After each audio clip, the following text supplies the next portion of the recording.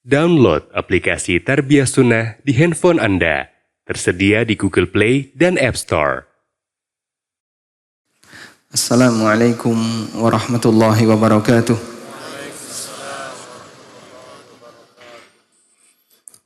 Alhamdulillahi rabbil alamin. Hamdan katsiran tayyiban mubarakan fih.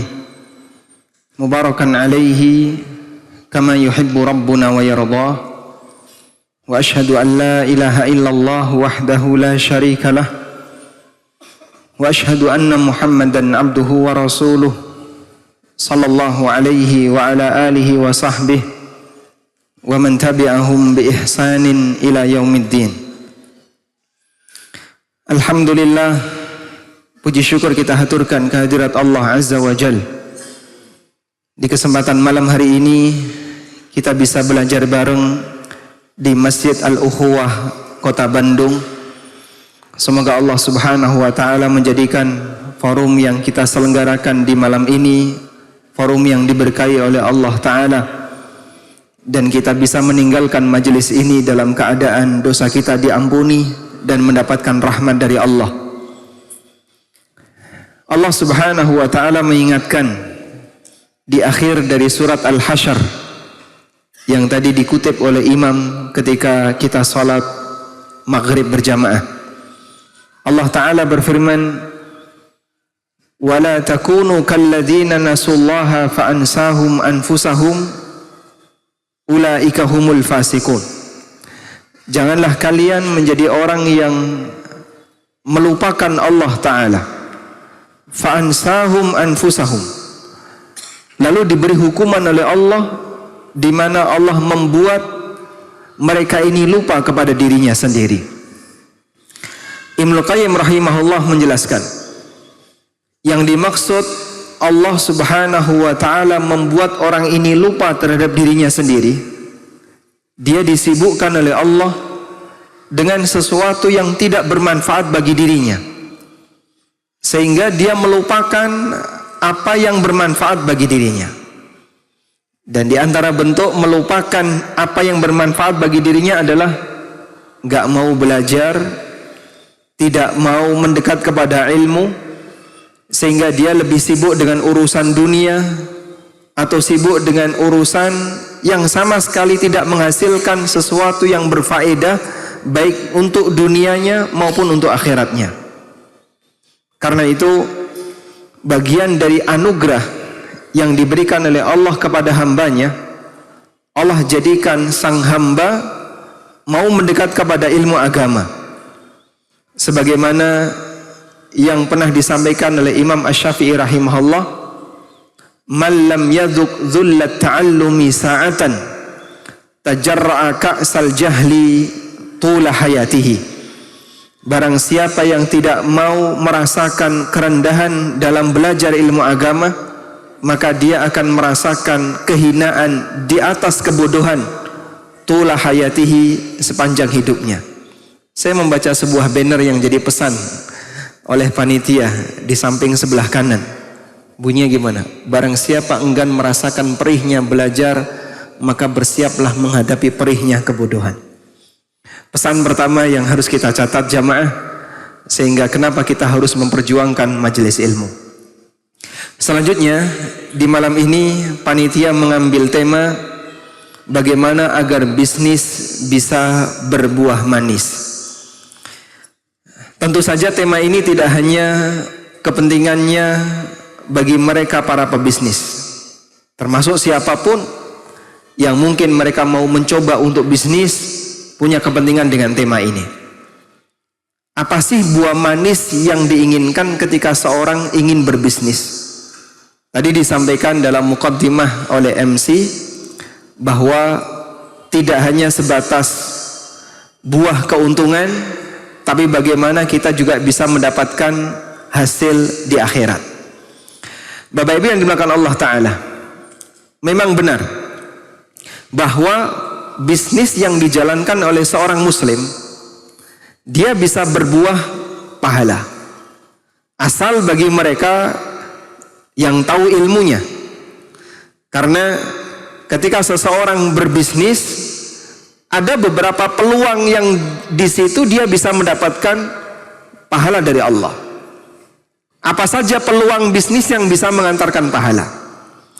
Sedikit obrolan yang tadi sempat kami lakukan di kantor, dan di situ hadir Al-Ustadz Dr. Arifin Badri.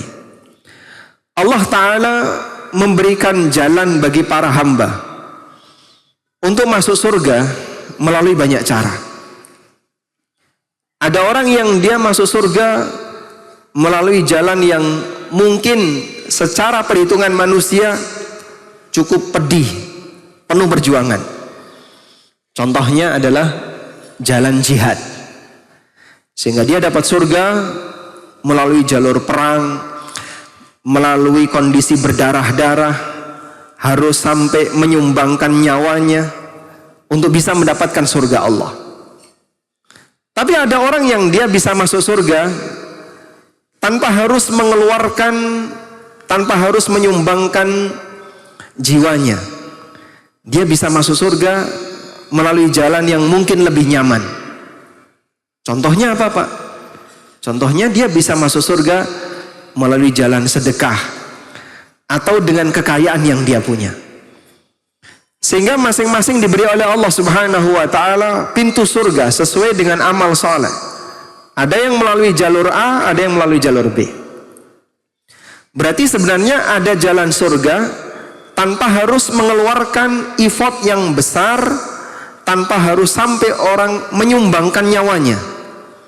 Karena sedekah kan nggak sampai mati, Pak ya. Ada nggak, Pak, orang sedekah sampai keluar darah? Sedekah sampai mimisan itu ada nggak, Pak? Oh, dia gara-gara terlalu banyak sedekah sampai mimisan. Jadi ada orang yang dia bisa masuk surga melalui jalur yang mungkin lebih nyaman, masuk surga dengan jalur A, dengan jalur B, dan seterusnya. Dan di antara peluang itu bisa didapatkan oleh para pengusaha. Makanya jamaah, jadi pengusaha yang bisa mendapatkan surga Allah melalui jalur bisnis yang dia jalankan ada peluangnya. Baik. Kita akan sebutkan beberapa peluang itu agar bisnis kita berbuah manis. Salah satunya adalah menghasilkan pahala.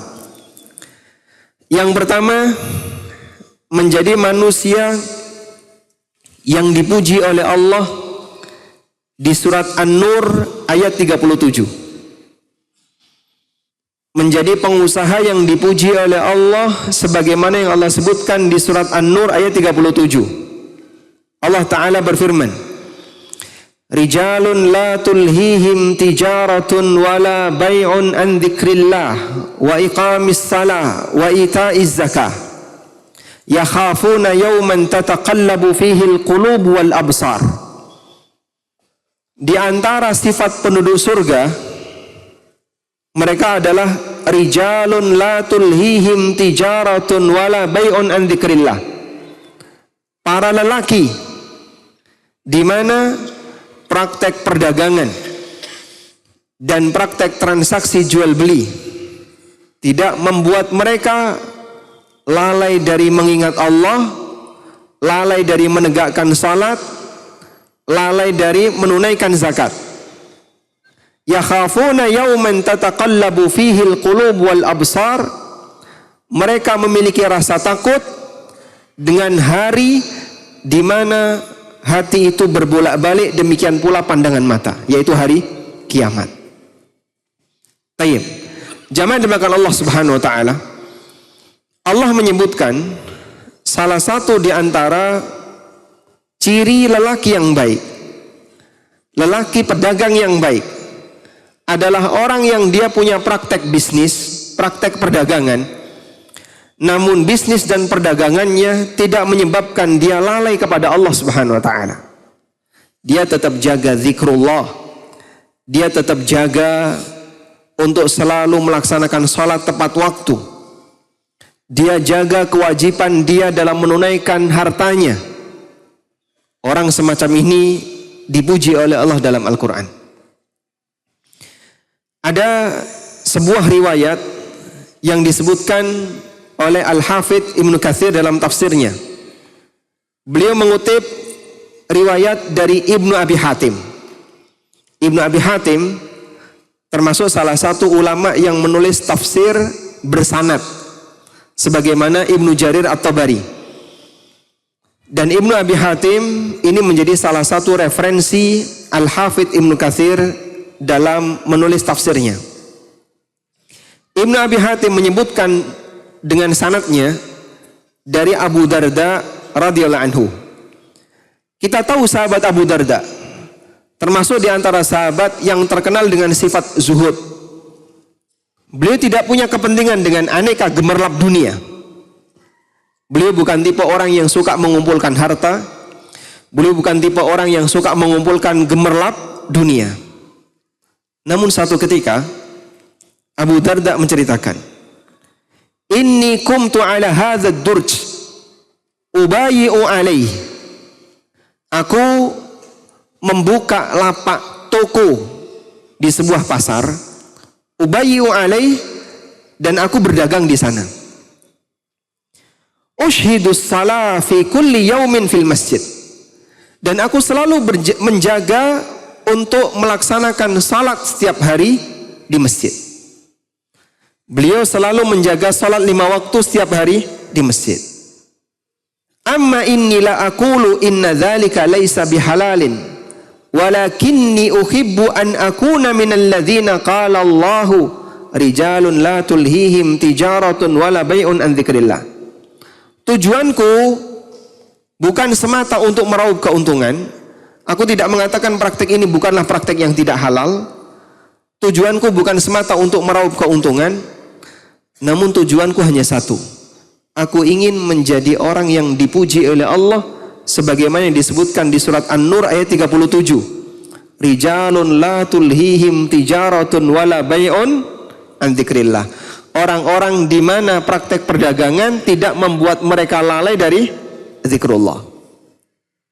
Jadi jamaah, sahabat Abu Darda radhiyallahu anhu sengaja melakukan praktek dagang, tujuannya cuma satu. Begitu dengar azan, langsung dia tinggalkan tokonya, berangkat ke masjid, biar menjadi orang yang dipuji oleh Allah, yaitu manusia-manusia di mana praktek perdagangan tidak melalaikan mereka dari zikrullah. Hanya untuk itu, Pak. Padahal dia tidak punya kepentingan dengan praktek dagang ini. Tapi sengaja buka lapak, buka toko, nungguin toko itu biar nanti terdengar azan langsung bisa berangkat menuju masjid. Coba bayangin ya, Ustadz siapa yang menurut Anda paling Anda segani? Pak, bagi saya Ustadz Fulan itu Ustadz yang saya segani, layak dijadikan referensi ilmu. Bayangin Ustadz itu buka lapak tidak jauh dari masjid, jualan cilok misalnya. Kebayang nggak kira-kira, Pak? Masya Allah, Ustadz Fulan jualan cilok. Anda langsung posting di WA, tolong dilarisi. Mungkin dikiranya, oh barangkali beliau butuh nafkah untuk keluarganya. Ya. Barangkali beliau kekurangan sehingga beliau sampai jualan cilok. Tapi ternyata tujuannya bukan untuk itu. Kebayang nggak seperti itu, Pak? Nggak kebayang ya? Mungkin kita nggak kebayang. Saya mau nyebut nama ustadz tertentu kayaknya nggak sopan ya. Tapi Anda bisa bayangin, ada salah satu ustadz kibar tiba-tiba jualan di pinggir masjid dan tujuannya satu, begitu terdengar adzan ditinggal itu lapak beliau berangkat ke masjid. Itu yang dilakukan oleh Abu Darda radhiyallahu anhu. Sehingga poin pertama, bagi para pedagang, mereka bisa menjadi orang yang dipuji oleh Allah sebagaimana yang Allah sebutkan di surat An-Nur ayat 37. Kalau Anda jadi kayak gini, rijalun la tulhihim tijaratun wala bai'un an dzikrillah. Menjadi orang-orang di mana praktek perdagangannya tidak membuat mereka lalai dari zikrullah. Sehingga saat mendengar adzan langsung berangkat ke masjid, ditinggalkan tokonya agar bisa segera melaksanakan sholat berjamaah. Dalam posisi inilah mereka menjadi orang yang dipuji oleh Allah Subhanahu wa ta'ala. Ini Pak nggak berlaku bagi pengangguran Pak. Jadi kalau ada orang yang nganggur, kerjaannya cuman santai di rumah, lalu terdengar suara azan, dia berangkat ke masjid, nggak berlaku ayat ini. Karena ayat ini berlaku bagi siapa? Pedagang. Di mana dia melakukan aktivitas dagang, aktivitas bisnis, begitu terdengar azan, dia langsung berangkat ke masjid. Hanya bagi mereka yang kondisinya seperti inilah yang masuk dalam pujian Allah surat An-Nur ayat 37. Maka mungkin ada di antara teman-teman di sini, bos, usahanya sudah jalan, sehingga beliau tinggal nyantai di rumah. Tapi satu ketika ingin praktek seperti ini, buka lapak kecil-kecilan, mungkin jualan nasi bungkus. Begitu terdengar adzan, dia tinggalkan itu lapak, berangkat ke masjid. Rijalun la tulhihim tijaratun wala bai'un an dzikrillah. Inilah orang di mana praktek bisnisnya tidak membuat mereka lalai dari mengingat Allah. Baik, ini peluang yang pertama. Selanjutnya kita beralih kepada peluang yang kedua. Di mana posisi para pedagang bisa mendapatkan pujian dari Allah Subhanahu wa taala dan bisa mendulang pahala. Disebutkan dalam hadis riwayat Abi Dawud dan yang lainnya.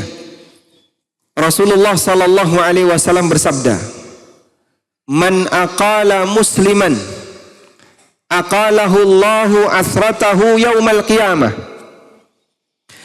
Barang siapa yang menerima iqalah dari seorang muslim, barang siapa yang menerima iqalah dari seorang muslim, aqalahu Allahu asratahu yaumal qiyamah, maka Allah akan mengampuni dosanya kelak di hari kiamat. Apa itu iqalah? Iqalah tulisannya hamzah, qaf, saudaranya fa, alif, lam, tak marbutoh, tak bulat. Iqalah. Apa itu iqalah? Iqalah adalah menerima pembatalan transaksi tanpa alasan. Saya ulang. Iqalah definisinya adalah menerima pembatalan transaksi tanpa alasan. Dalam praktek muamalah, pembatalan transaksi itu ada dua. Pertama, pembatalan transaksi beralasan. Yang ini disebut dengan khiyar. Disebut dengan apa? Khiyar. Hak khiyar. Dan menerima hak khiyar hukumnya wajib. Karena dia punya alasan. Alasan hak khiyar apa saja Pak? Ada beragam, tergantung dari jenisnya. Ada yang disebut dengan khiyar majlis, berarti dia dibatalkan selama masih di majelis akad. Contoh misalnya ya, si A beli dari kita, lalu sedang proses tawar menawar, masih di majelis. Berapa Bang? 1 juta. Lalu si A nawar, kalau 800 gimana? Udah gak apa-apa, ambil aja 800. Diliatin, gak jadi Bang, gak jadi beli ya. Baik, penjualnya sakit hati gak? Sakit hati gak? Kenapa sakit hati? Di PHP ya. Udah nawar dikasihin, gak jadi. Apakah pembeli dalam hal ini punya hak untuk membatalkan? Punya. Kenapa? Masih di majelis akad. Seperti ini disebut dengan hak khiyar majelis. Membatalkan karena masih di majelis akad. Sehingga penjual dalam hal ini boleh nggak sakit hati? Boleh nggak sakit hati? Boleh ya. Itu urusan pribadi dia. Tapi dia nggak boleh untuk menolak pembatalan. Nggak bisa Mas, kamu tadi sudah nawar 800 tak kasih, harus beli. Penjual nggak punya hak untuk maksa. Kenapa? Karena mereka masih di majelis akad. Karena Nabi SAW mengatakan, Al-mutabayi'ani bil khiyar ma lam yatafarraqa. Penjual dan pembeli punya hak khiyar selama keduanya belum berpisah. Wala yahillu lahu ayyufariqa sahibahu khasyata ayyastaqila. Dan masing-masing tidak punya hak untuk meninggalkan pasangan transaksinya selama mereka masih di majelis akad karena khawatir dibatalkan transaksinya. Jadi Nabi SAW sampai menyebut tidak halal khiyar majelis itu dibatalkan. Selama keduanya masih di majelis akad, hak khiyar majelis harus berlaku. Paham di sini? Baik, masalah penjualnya sakit hati dan seterusnya itu urusan pribadi. Tapi dia tidak boleh maksa untuk beli. Mafhum insyaallah? Baik. Ada juga hak khiyar karena cacat yang disebut dengan khiyar aib. Sehingga orang mengembalikan transaksi, membatalkan transaksi, mengembalikan barang karena ada cacat pada objek yang dibeli. Dan penjual tidak punya hak untuk menolak selama cacatnya ini real yang disebabkan karena penjual ada sebelum transaksi dilakukan. Dan masih ada beberapa hak khiyar yang lainnya. Yang kedua, pembatalan akad tanpa alasan, tanpa sebab. Yang ini disebut iqalah. Kalau tadi menerima khiyar, hukumnya wajib. Sehingga tidak menerima pembatalan akad dengan alasan hak khiyar, nggak boleh. Sedangkan iqalah, pembatalan tanpa alasan. Menerima iqalah tidak wajib. Hukumnya anjuran. Dan Nabi SAW beliau memberikan motivasi bagi seorang muslim untuk menerima iqalah. Apa motivasi yang beliau sampaikan? Man aqala musliman aqalahu Allahu asratahu yaumal qiyamah. Barang siapa yang menerima iqalah dari seorang muslim, maka Allah Subhanahu wa taala akan mengampuni dosanya kelak di hari kiamat. Gimana bentuknya, Pak? Ada orang menjual barang ke orang lain. Sudah? Lalu dia sudah terima barang itu, dia pulang. Sampai ke rumah, diomelin sama istrinya. Barang kayak gini kok dibeli? Ini nggak relevan dengan keluarga kita. Masya Allah ya. Alasannya apa? Tidak relevan ya. Pokoknya saya nggak ridho, kembalikan. Kamu beli dari mana? Dari Budi. Oh, pasti kamu dibodohi sama Budi. Kembalikan. Akhirnya orang ini balik ke tokonya Budi. Ya. Sampai di tempatnya Budi, orang ini mengembalikan. Bang, saya dimarahin istri bang, beli ini bang. Boleh nggak saya kembaliin? Alasannya apa? Dimarahin istri. Apakah alasan seperti ini diatur dalam hak khiyar? Jawabannya nggak ada. Tidak ada khiyar zaujiyah, nggak ada. Ya. Hak khiyar karena dimarahi istri itu nggak ada dalam Islam ya. Adanya khiyar aib, khiyar ghaban, khiyar majlis, khiyar syarat, khiyar ru'yah. Tapi kalau khiyar karena dimarahi istri nggak ada. Berarti dia mengembalikan beralasan enggak? Enggak ada alasan. Apakah Budi berkewajiban untuk menerimanya? Tidak. Tapi Budi dianjurkan untuk menerima. Andaikan dalam posisi ini Budi menerima, ya sudah, saya kasihan sama kamu, daripada nanti kamu dimarahin sama istrimu, jadi gagal poligami. Sini tak terima saja.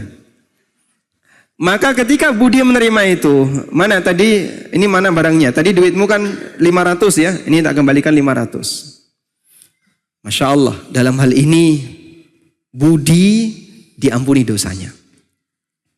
Padahal Pak, andaikan Budi berbuat dosa, lalu dia mengatakan kepada Allah, ya Allah terimalah 500.000 ini ya Allah untuk menebus dosaku. Apakah Allah menerima? Allah nggak butuh duitmu. 500.000 dipakai untuk nebus dosa, Allah nggak butuh. Sehingga andaikan orang mau nebus dosanya pakai duit, Allah nggak terima itu duit. Tapi bagi para pedagang, dia punya peluang seperti ini. Dengan cara ketika ada orang yang beli, lalu dia kembalikan karena mungkin nyesel, kayaknya kok saya nggak cocok dengan ini, atau mungkin ketika sampai rumah dimarahin sama suaminya, dimarahin sama istrinya, Atau ada orang yang ngasih hadiah barang yang sama, kemudian dia pingin kembalikan barang ini, diterima oleh itu penjual, Masya Allah. Nabi SAW menjanjikan, man aqala musliman aqalahu Allahu athratahu yaumal qiyamah. Barang siapa yang menerima pengembalian barang dari seorang muslim, menerima pembatalan transaksi dari seorang muslim tanpa alasan, Allah ampuni dosanya. Bisa dipraktekkan jamaah? Bagi yang pembeli bisa ya? Yang dapat pahala yang mana? Bukan pembelinya Pak. Ya. Maka jangan dicoba ya. Beli es, diminum, aduh, kembaliin. Oh, enggak bisa yang kayak gini. Karena sudah hilang, turun kualitasnya. Tapi kalau Anda membeli sesuatu, segelnya masih utuh, Anda kembaliin ya. Kemudian diterima oleh penjual, ini penjual, insya Allah dapat pahala. Kok bisa Pak dapat pahala? Itu penjual kan gak rugi Mas. Barangnya balik utuh, dia cuma ngembaliin duitnya. Betul, ini penjual gak rugi. Tapi orang bilang ini penjual PHP. Dia punya harapan untung tapi gak jadi. Subhanallah. Untuk menutupi kesedihan itu, Islam gak sia-siakan. Allah Subhanahu wa ta'ala gantikan itu sebagai kafarah dosanya. Hanya pedagang yang bisa kayak gini Pak. Yang gak pedagang, mungkin dia tidak bisa mendapatkan suasana seperti ini. Makanya bagi para pengusaha, Anda punya peluang untuk mendapatkan ampunan dosa melalui hak iqalah. Sehingga kalau ada orang yang dia mengembalikan barang yang sudah dia beli tanpa alasan dan Anda terima dengan sukarela sebagai wujud mungkin kasihan sama muslim ini, Allah Subhanahu wa ta'ala jadikan orang ini dapat pahala. Baik. Ini peluang yang kedua. Selanjutnya kita beralih ke peluang yang ketiga. Bagaimana peluang seorang muslim dia bisa mendapatkan pahala melalui praktek bisnis yang dia jalankan. Dalam usaha bisnis yang dijalankan seorang muslim, terkadang ada transaksi utang piutang. Dan hampir rata-rata yang namanya bisnis tidak lepas dari transaksi utang piutang. Contohnya kayak gimana Mas? Banyak Pak. Ngambil barang dulu, bayarnya belakangan. Ada orang yang pinjem untuk modal. Ada orang yang dia naruh barang dengan sistem konsinyasi. Nanti kalau yang laku bayar, udah. Kalau nggak laku belakangan bayarnya. Sehingga transaksi utang piutang itu sangat sering terjadi dalam praktek bisnis. Dan ternyata praktek sahabat banyak seperti itu. Abdurrahman bin Auf radhiyallahu anhu, beliau pertama kali mengembangkan bisnis ketika hijrah ke kota Madinah dengan sistem seperti ini.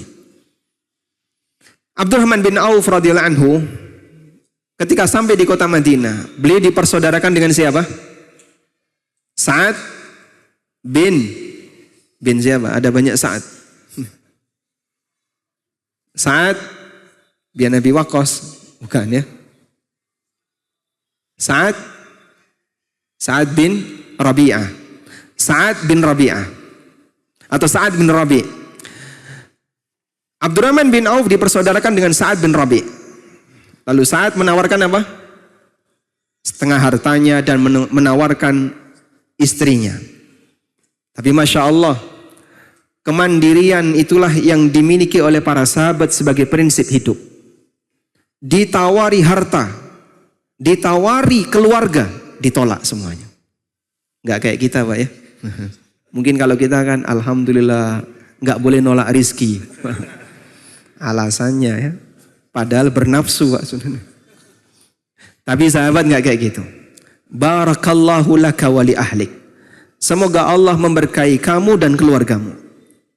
Dullani aina suq, tunjukkan kepada saya di mana pasar yang cocok bagiku untuk mengembangkan bisnis.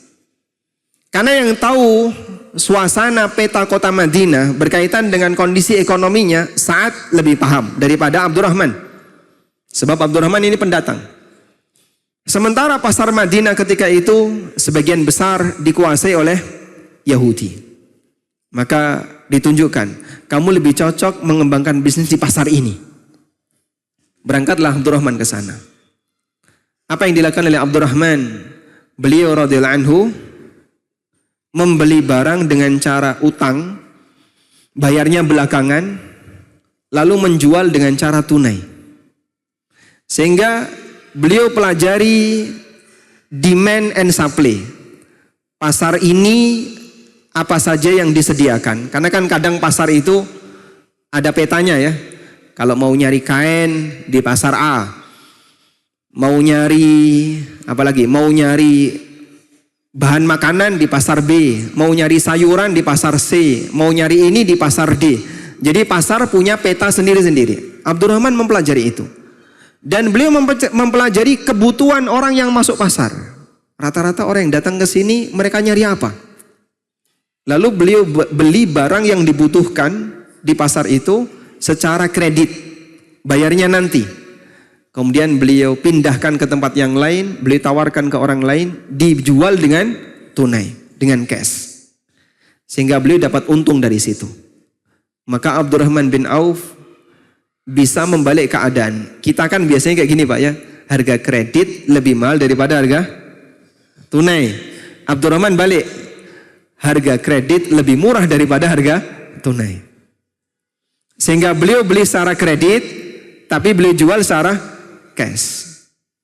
Kayak gini Pak, hanya bisa terjadi kalau orang dipercaya sama orang lain. Sehingga modal utamanya apa? Kepercayaan. Masya Allah. Dari sinilah Abdurrahman bisa mendapatkan keuntungan.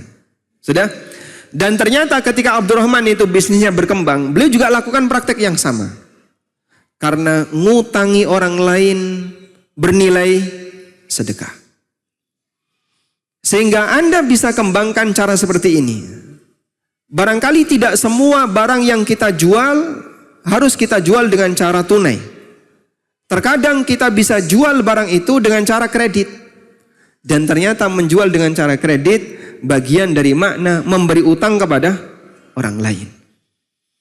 Sehingga di sini ya sudah, kamu boleh ambil dulu, nanti bayarnya belakangan. Dalam posisi ini berarti Anda sedang apa? Ngutangi orang lain. Dan Nabi SAW menyebutkan, man aqrada musliman marrataini falahu ka'ajri sadaqatin marratan. Barang siapa yang ngutangi seorang muslim 2 kali, maka dia dapat pahala seperti sedekah sekali. Padahal mungkin Bapak Ibu punya reseller yang ngambil itu nggak cuma sekali. Pengambilan pertama bayarnya belakangan. Pengambilan kedua bayarnya belakangan. Pengambilan ketiga bayarnya belakangan. Berapa kali Anda ngutangi? Sejumlah reseller ini berkali-kali dia ngambil. Ada berapa kali peluang sedekah dengan cara utang? Banyak kali. Sesuai dengan jumlah utang barang yang Anda berikan kepada para reseller. Ada nggak peluang pahala di sini Pak? Ada. Di mana? Memberi utang orang lain. Sehingga transaksi utang piutang itu hal yang ma'ruf di kalangan para sahabat dalam bisnis yang mereka lakukan. Makanya terkadang ada sebagian di antara mereka yang sampai meninggal dunia belum beres. Tapi dilanjutkan oleh siapa?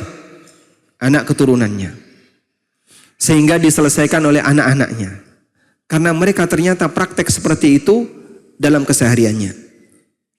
Diceritakan bagaimana Abdurrahman bin Auf radhiyallahu anhu, beliau banyak memberikan utang kepada orang lain.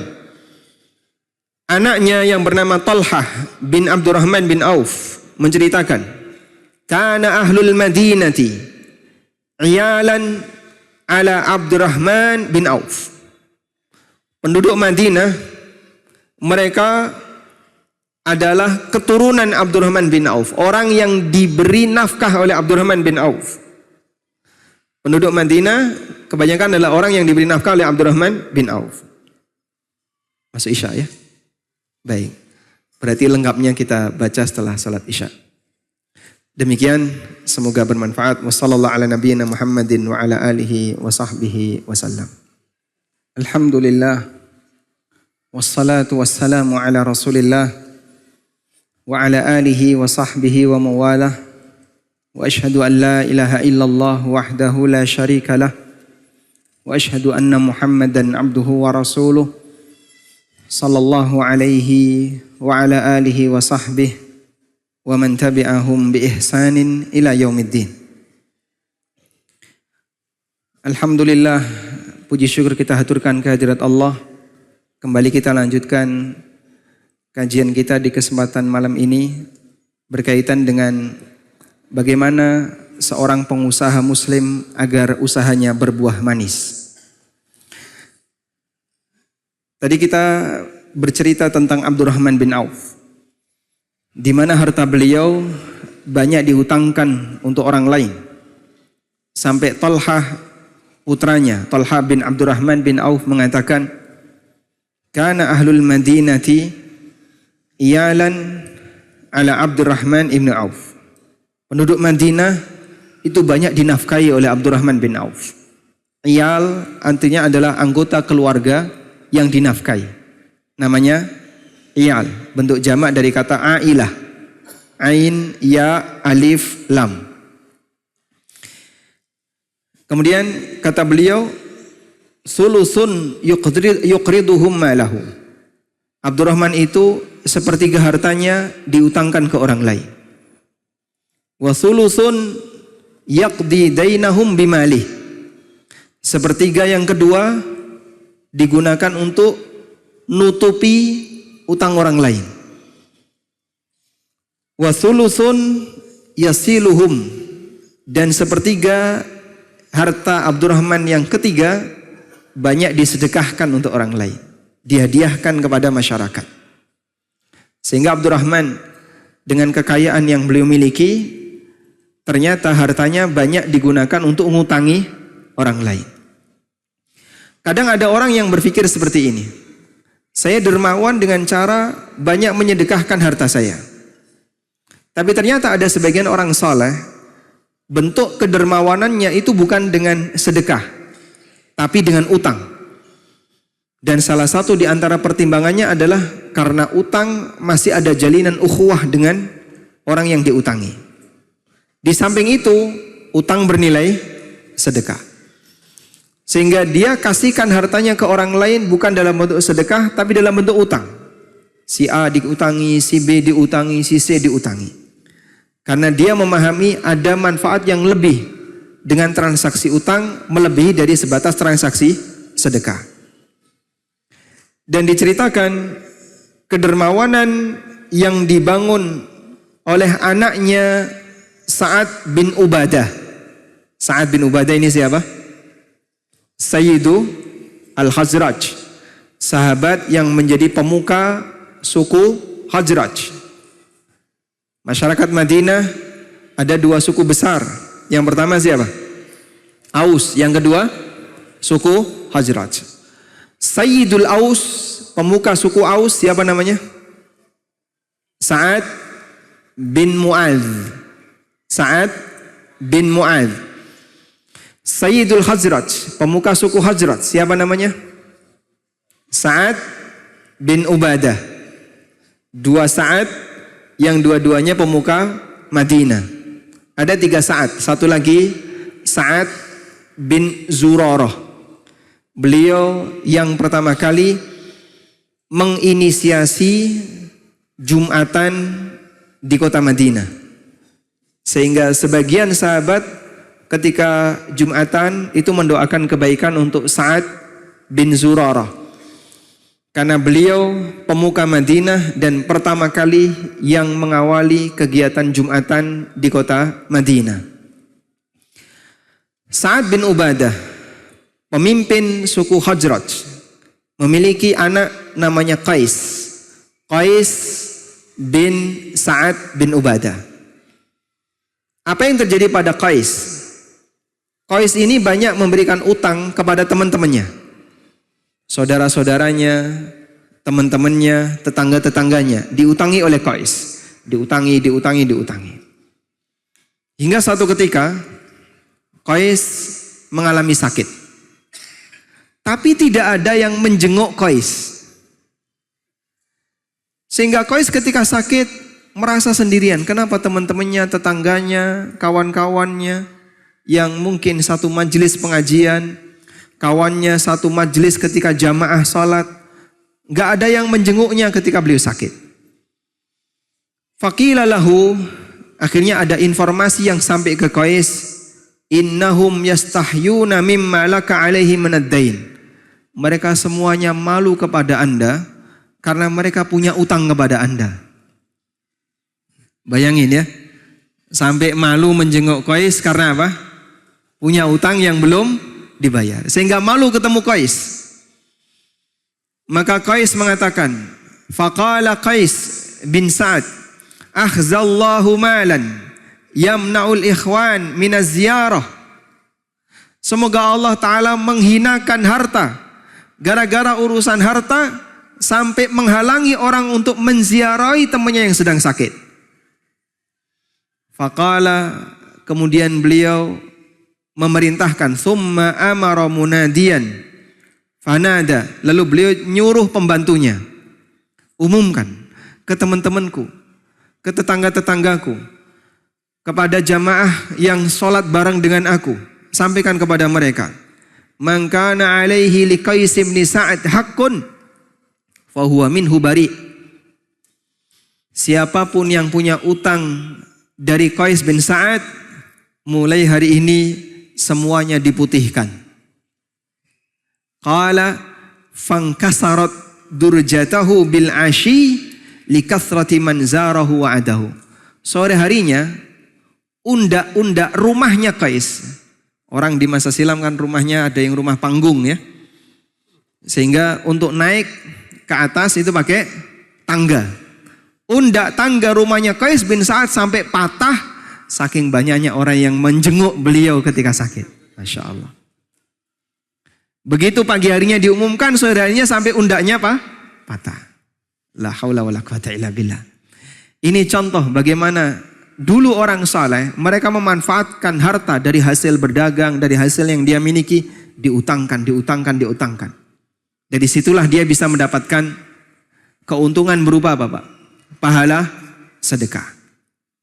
Maka bagi Bapak Ibu yang punya kelonggaran harta, baik dari berdagang, dari bisnis maupun yang lainnya, salah satu di antara peluang bersedekah Anda bisa ambil dengan cara mengutangkan kepada orang lain. Baik, yang terakhir jamaah. Peluang agar kita bisa mendapatkan keuntungan disebabkan karena praktek bisnis yang kita lakukan. Namanya orang ketika berbisnis gak jauh dari pasar. Gak jauh dari pasar. Masuk ke pasar itu boleh atau tidak?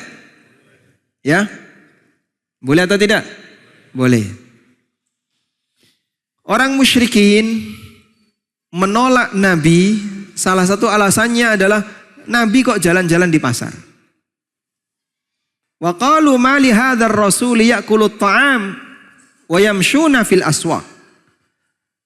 Mereka mengatakan, ini Rasul apa? Kok makan makanan dan jalan di pasar? Sehingga bagi mereka ada Nabi yang jalan di pasar, itu bukan ciri Nabi.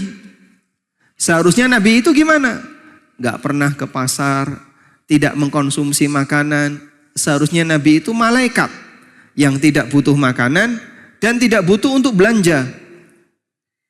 Makanya jamaah, di antara prinsip akidah dalam Islam adalah meyakini bahwa Nabi itu manusia. Oleh karena itu Nabi bukan Tuhan, tidak punya sifat ketuhanan.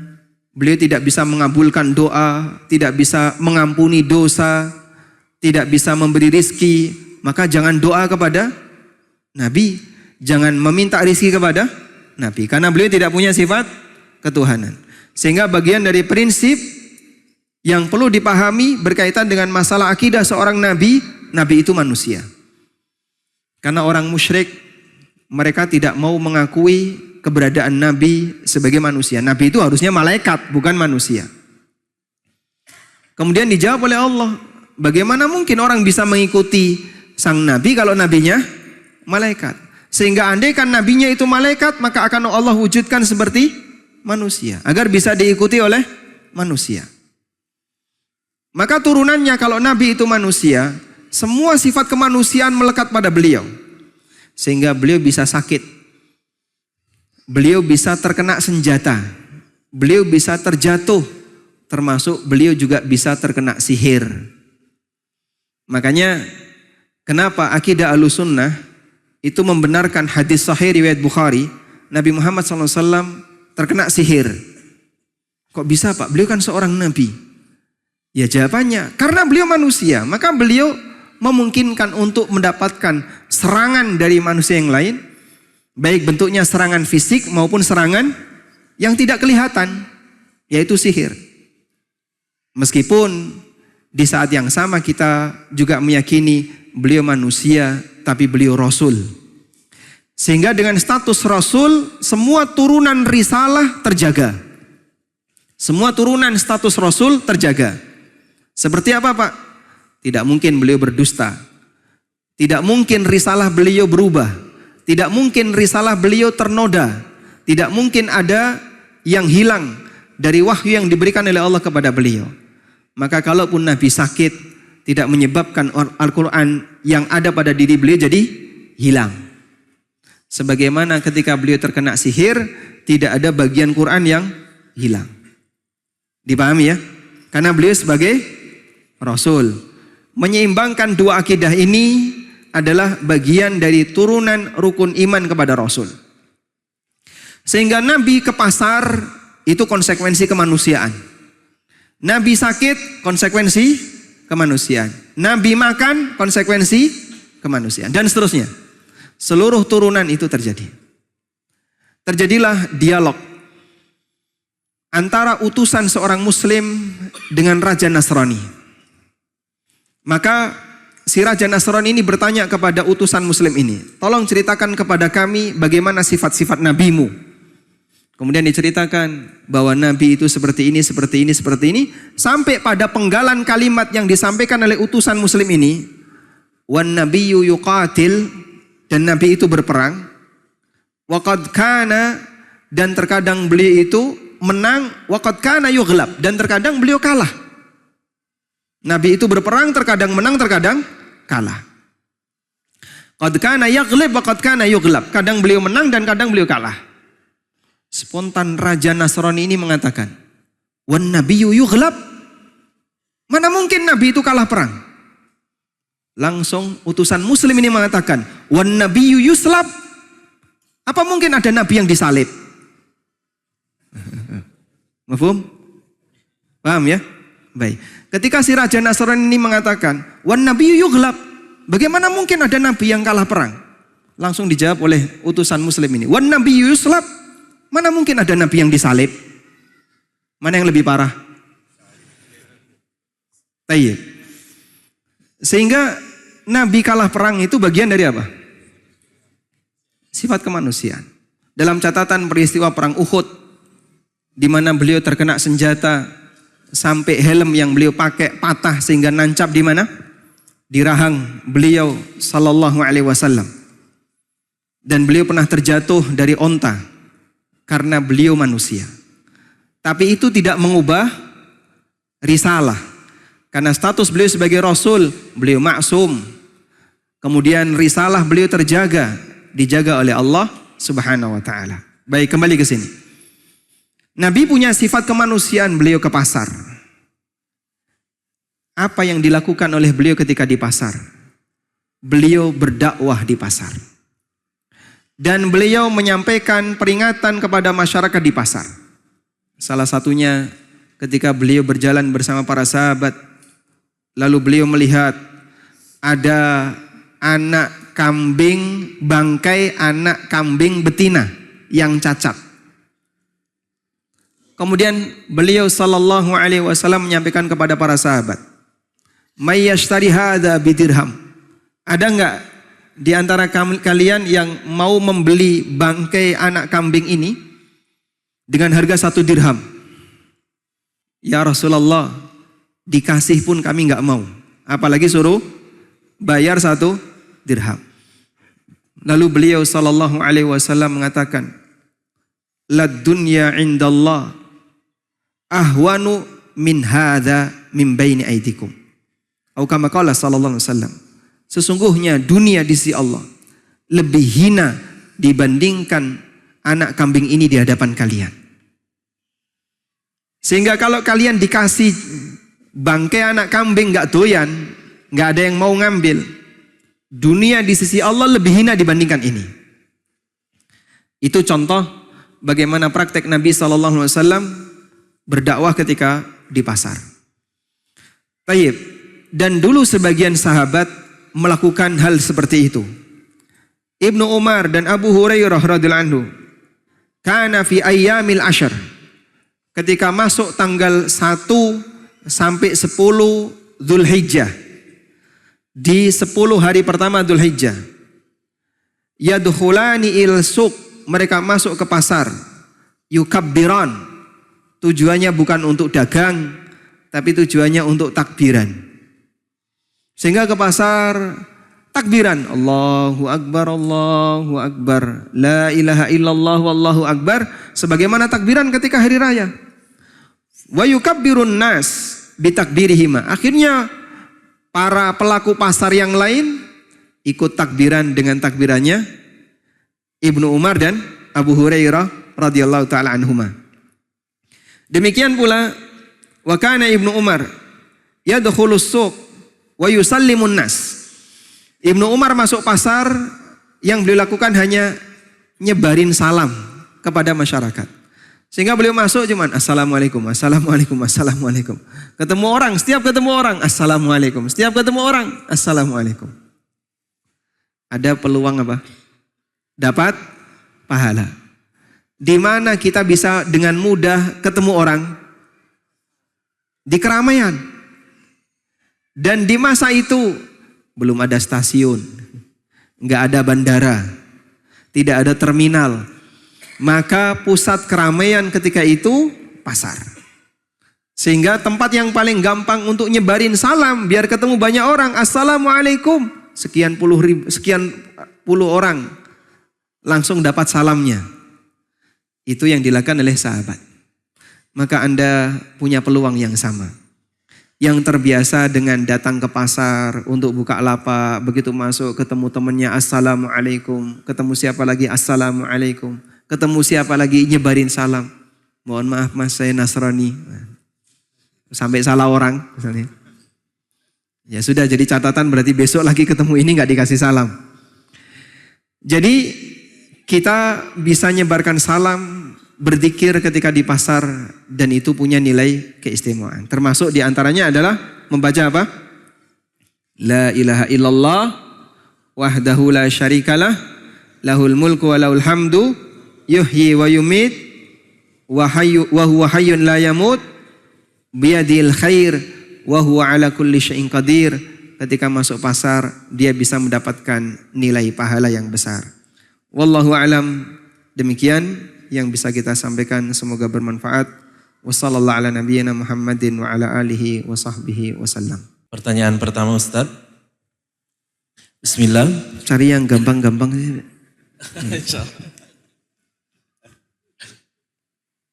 Bismillah. Ustaz, saat ini saya mempunyai bisnis makanan yang di dalam menunya beberapa ada yang menggunakan bahan baku produk dari brand yang belakangan ini marak diberitakan sebagai produk negara Israel atau yang berkontribusi pada perang di sisi Israel yang ramai dianjurkan untuk diboikot.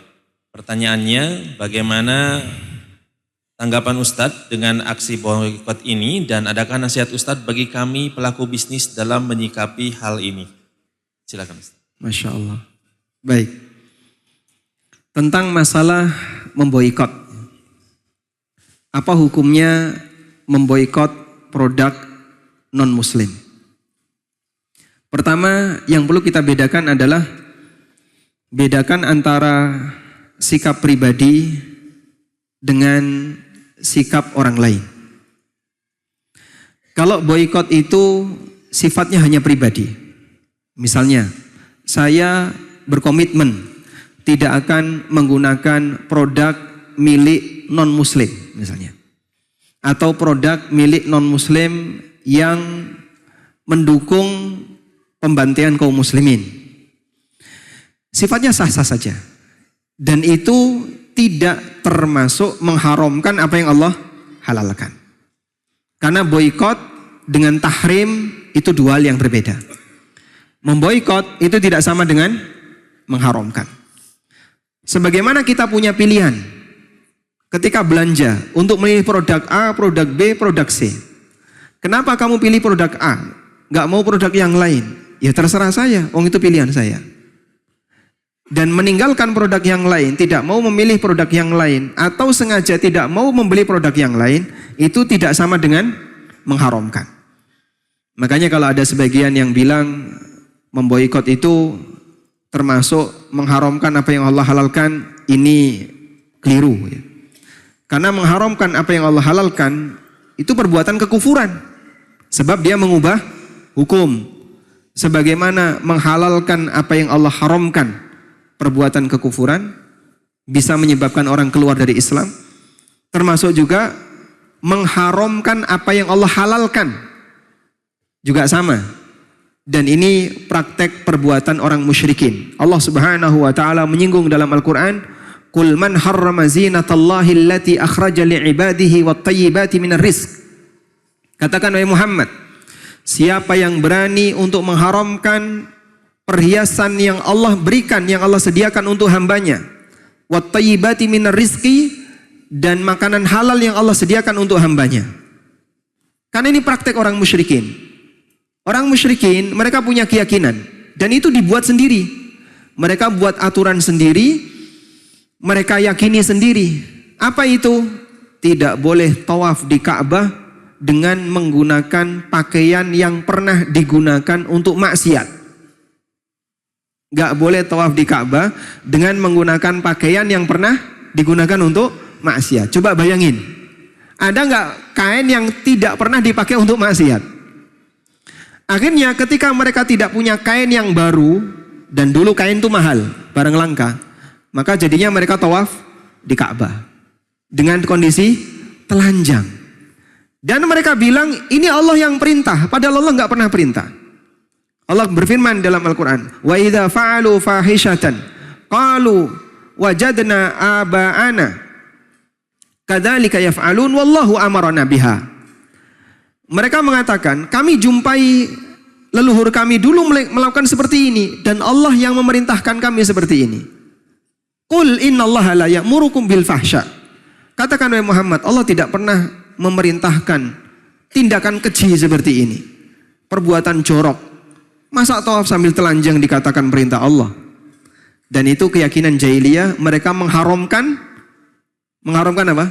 Pakaian, di mana mereka punya aturan tawaf di Ka'bah tidak boleh menggunakan pakaian yang dipakai untuk maksiat. Padahal Allah tidak pernah tetapkan seperti ini. Maka mengharamkan apa yang Allah halalkan perbuatan siapa? Musyrikin jahiliyah. Baik. Nah di sini bedakan antara memboikot dengan mengharamkan apa yang Allah halalkan. Memboikot itu tidak sama dengan mengharamkan apa yang Allah halalkan. Mahfum ya? Yang kedua, perbuatan orang lain. Ketika Anda memboikot, Anda sifatnya kebijakan pribadi untuk diri Anda sendiri. Kalaupun ada orang lain yang tidak memboikot, Anda tidak boleh mencelanya. Selama tidak ada keputusan dari pemerintah muslim. Sehingga kalau tidak ada keputusan dari pemerintah muslim memutuskan produk ini boikot. Karena ini produk yang mendukung orang kafir misalnya, yang membantai kaum muslimin. Nah kalau sudah ada keputusan dari pemerintah muslim, kok ada orang lain yang tidak memboikot, ini melanggar. Karena ketika itu ada keputusan dari pemerintah, berarti itu jadi komitmen bersama. Dan siapa yang melanggar berarti dia tidak mengindahkan komitmen bersama. Tapi kalau sifatnya pribadi, lalu ada orang lain yang menggunakan barang itu, Anda tidak boleh mencelanya. Di sini dipahami insyaallah? Baik, maka yang pertama bedakan antara sikap pribadi dengan sikap untuk orang lain. Boikot yang sifatnya pribadi itu tidak ada kaitannya dengan orang lain. Anda berhak misalnya, saya tidak mau pakai susu yang ini, saya mau pakai susu dengan merek ini. Saya tidak mau dengan pasta gigi ini, saya mau pasta gigi seperti ini. Silahkan. Itu hak Anda. Selanjutnya, yang ketiga. Apabila produk itu sudah ada di tengah kaum muslimin. Sehingga dengan pemboikotan itu menyebabkan mengganggu ekonomi kaum muslimin. Misal ya, toko muslim ini sudah beli produk itu dan nggak mungkin dikembalikan, nggak mungkin dikembalikan. Lalu dengan boikot, dengan cara misalnya pemilik toko nurunin barang itu, bisa menyebabkan dia rugi misalnya, sehingga dia nggak mau rugi, lalu dia tetap pakai itu sampai habis, namun dia punya komitmen nggak akan beli lagi, insya Allah tidak masalah. Sehingga misalnya warung Anda menggunakan keju dari produknya non muslim tadi. Pak, saya sudah terlanjur beli banyak Pak, sekian kintal. Tapi sekarang kan ada gerakan boikot itu. Ini gimana Pak? Kalau saya nggak pakai barang ini, ya saya rugi karena saya sudah beli. Maka Anda gunakan itu sampai habis, bukan termasuk melanggar boikot. Karena kalau ini tidak Anda gunakan terus Anda buang, udah buang aja. Maka jadinya apa? Kita sendiri yang rugi. Jadinya efek samping boikot itu nggak kena mereka, mereka sudah dapat duit, tapi kita sendiri yang rugi. Paham di sini? Baik. Karena fungsi boikot tujuannya apa? Menekan mereka, membuat rugi mereka. Sehingga dalam hal ini ketika produk itu tidak Anda gunakan jadi terbuang sia-sia, mungkin basi sehingga Anda sendiri yang rugi, maka justru ini tidak memberikan efek boikot, tapi yang kena efek justru malah kita sendiri. Barangkali ya, terkadang kan Bapak Ibu punya simpenan aneka perlengkapan di rumah. Kalau belanja kan sabun langsung beli 5 kan gitu ya. Anda beli deterjen langsung beli 2 liter. Anda beli pasta gigi langsung beli banyak. Makanan yang lain juga seperti itu, tersimpanlah di rumah. Boikot, barang ini dibuangin. Sabun buang, momennya deterjen buang. Baik. Itu yang punya produk rugi nggak? Kenapa nggak? Hah? Wah, Anda sudah bayar. Jadi ketika Anda boikot terus ini dibuangin, yang rugi siapa? Ya kita sendiri. Maka disayangkan, justru boikot ini dampaknya ke kita, bukan ke mereka. Sehingga dengan pertimbangan ini jangan dibuang, silakan Anda manfaatkan. Cuman selanjutnya kita pasang komitmen, berikutnya saya tidak akan beli yang ini, saya akan cari merek yang lain. Paham insyaallah? Baik. Berikutnya berkaitan dengan masalah boikot. Salah satu di antara efek yang penting adalah sebenarnya efek moral, atau bahasa lainnya adalah shock terapi. Dan itu bisa dilakukan dengan cara membuat misalnya video atau kampanye boikot sehingga membuat mereka jadi tertekan. Dan itulah yang dilakukan oleh sebagian negara Timur Tengah pada waktu Perancis membuat aturan bolehnya kebebasan membuat ekspresi tentang Nabi. Sehingga Perancis mengeluarkan kebijakan orang mau berekspresi tentang Nabi itu dilindungi oleh negara. Akhirnya pada waktu itu beberapa negara Timur Tengah membuat video Produk-produk Perancis diturunin. Nah itu memberikan efek shock terapi. Produk kalian kami hinakan. Produk-produk kalian kami hinakan. Sehingga mungkin sesekali praktek seperti ini kita lakukan. Untuk membuat shock terapi bagi mereka. Kami punya ancaman terhadap ekonomi kalian. Dengan cara seperti ini. Sehingga kalau kalian tetap bersikap jahat kepada kaum muslimin. Kita punya ancaman terhadap ekonomi kalian. Itu salah satu di antara contoh yang bisa dilakukan. Wallahu a'lam. Syukran Ustadz atas jawabannya. Pertanyaan selanjutnya, Ustadz, benarkah orang yang mempunyai utang tidak mendapatkan rukhsah safar apabila pergi safar tanpa memberitahu atau minta izin kepada orang tempat berutangnya, Ustadz? Silakan. Wallahu a'lam. Saya tidak pernah mengetahui tentang aturan itu. Bagi orang yang punya utang dilarang safar, ya. Sampai memberitahu yang memberi utang. Karena dulu yang namanya praktek safar dilakukan oleh para sahabat, mereka tidak diminta untuk harus minta izin kepada yang punya utang. Dan kita tahu salah satu contohnya adalah jihad. Jihad itu rata-rata safar. Dan Nabi SAW pernah ditanya oleh sahabat, "Ya Rasulullah, kalau saya berjihad, kemudian saya terbunuh, apakah saya mendapatkan surga?" Jawab Nabi SAW, "Iya." Kemudian beliau mengatakan, "Illad dain," kecuali utang. Qala li Jibril anifan, baru saja Jibril menyampaikan itu kepadaku.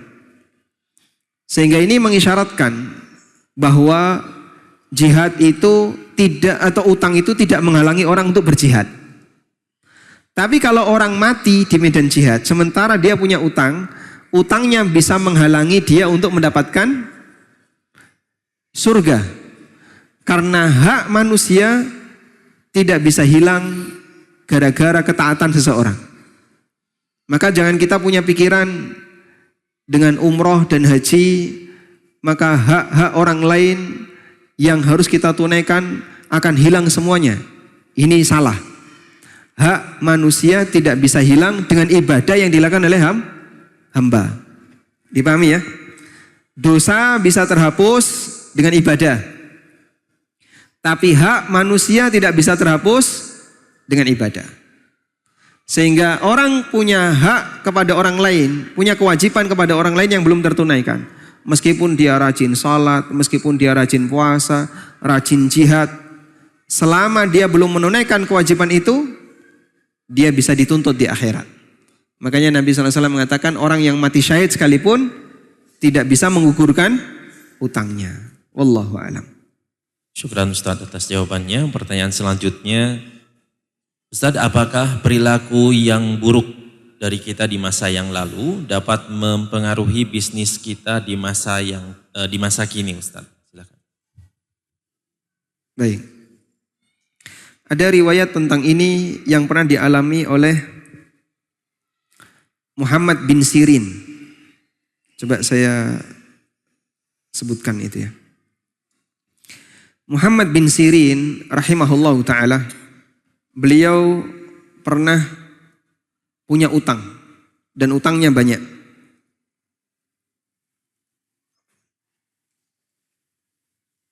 Saya ceritakan di sini.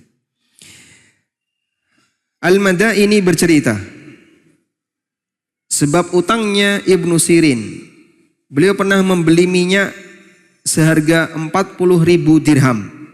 Berarti 4.000 dinar.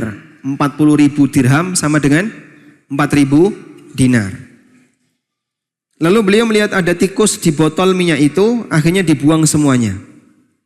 Ibnu Sirin mengatakan, sampai akhirnya beliau dipenjara, gara-gara punya utang banyak. 4.000 dinar itu berapa? 1 dinar berapa? 4/4 gram emas, kalikan 4.000.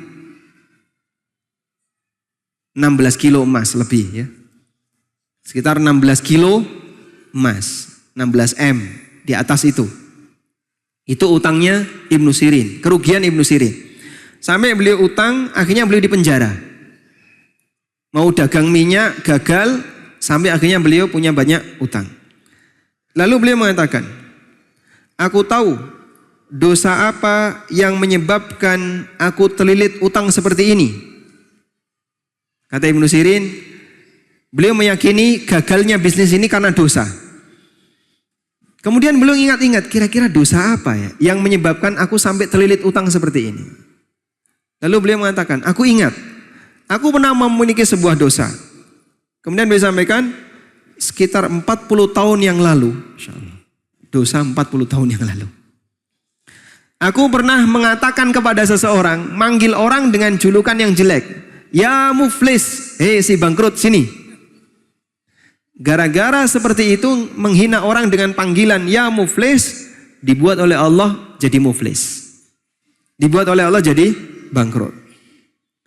Lalu Abu Sulaiman Ad-Darani mengatakan, kata Abu Sulaiman, ini yang penting ya. Zunubuhum qallat, dosa mereka sedikit. Salafus saleh, orang-orang saleh di masa silam, dosanya itu sedikit. Fa'arafu min aina ya'tun, sampai mereka tahu ini gara-gara dosa apa. Kenapa? Karena dosanya sedikit. Wa kasurat dzunubi wa dzunubuka falaysa nadri min aina na'ti. Dosaku dan dosa kita banyak. Maka kalau kita punya kegagalan bisnis, mengalami musibah, atau mengalami hal yang tidak enak, kita tidak tahu dosa mana yang menyebabkan itu. Karena saking banyaknya. Nah, ini pelajaran penting dari apa yang disampaikan oleh Al-Madaini tadi, dan ini diriwayatkan oleh Abu Nuaim dalam Hilyatul Auliya.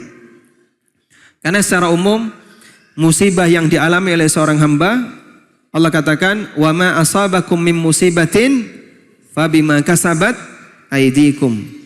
Tidaklah musibah itu menimpa kalian kecuali sebabnya adalah dosa yang kalian lakukan. Wallahu a'lam.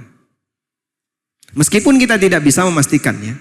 Sehingga suudzon, ketika kita mengalami seperti itu, suudzon kita arahkan pada diri kita. Mungkin itu karena dosa saya. Agar kita tidak suudzon kepada Allah. Sehingga selalu masang husnudzon dan suudzon itu kita arahkan kepada diri kita. Wallahu a'lam. Syukran Ustadz atas jawabannya. Pertanyaan selanjutnya, Ustadz, jika ada tetangga ingin meminjam uang, kita sebaiknya pinjamkan atau tidak, sementara Anda tidak tahu atau tidak begitu dekat dengan orang tersebut sehingga tidak tahu karakter orang tersebut. Dan sebagai ibu rumah tangga yang tidak punya penghasilan, apakah setiap ada yang akan berhutang Anda harus atau konsultasi dulu dengan suami, Ustadz? Konsultasi dengan suami ya. Masya Allah. Baik. Ketika kita dimintai pinjaman oleh orang lain dan yang bersangkutan kita tidak tahu karakternya, apakah kita harus meminjamkan sesuai dengan permintaan dia atau bagaimana? Semua ini kembali kepada Anda. Tapi kalau kita bicara mana yang lebih afdol, diutangi atau disedekahi? Ini daripada nanti kalau saya utangi, saya nggak tahu karakternya, nanti jadi beban batin karena setiap nagih jadi permusuhan misalnya. Maka kembali kepada banyak pertimbangan. Kira-kira menurut Anda ini lebih cocok diutangi atau disedekahi? Jika misalnya dengan memberikan utang kepada beliau mungkin akan bisa membuat kerukunan dengan tetangga jadi semakin dekat, dan Anda merasa rela kalaupun nggak dibayar lama nggak apa-apa, karena mungkin Anda merasa tabungan Anda sudah banyak dan ngasih utang ke dia 1 juta atau 500.000 nggak begitu berpengaruh terhadap tabungan, sehingga Anda tidak sakit hati kalaupun duit itu hilang, maka Anda bisa kasih utang. Dengan harapan apa? Bisa mendapatkan pahala sedekah sepanjang utang itu belum dibayar. Yang kedua, kalau Anda merasa saya nggak sanggup dengan suasana pertama, sehingga saya khawatir nanti malah timbul permusuhan dengan orang ini, kalau ketemu jadi nggak enak, malah bisa memicu permusuhan, maka mungkin Anda bisa kasih pilihan sedekah. Ya mohon maaf, saya belum bisa ngasih pinjaman, tak kasih duit sekian saja. Dan ini nggak usah dikembalikan, ini untuk Anda, ini bukan pinjaman tapi ini hibah. Mungkin Anda tidak nyebut sedekah ya, agar tidak sakit hati. Ini hibah atau ini hadiah buat kamu. Meskipun niat kita sedekah. Insya Allah pilihan ini lebih baik dengan mempertimbangkan kondisi tadi. Menghindari potensi apa? Permusuhan. Wallahu a'lam. Cukup? Baik. Walhamdulillahirrabbilalamin. Demikian yang bisa kita sampaikan. Semoga apa yang kita bahas ini bermanfaat. Allahumma anfa'na bima 'allamtana wa 'allimna ma yanfa'una warzuqna ilma. Wa sallallahu ala nabiyyina Muhammadin wa ala alihi wa sahbihi wa sallam. Wa akhiru da'wana anil hamdulillahi rabbil alamin. Wassalamualaikum warahmatullahi wabarakatuh.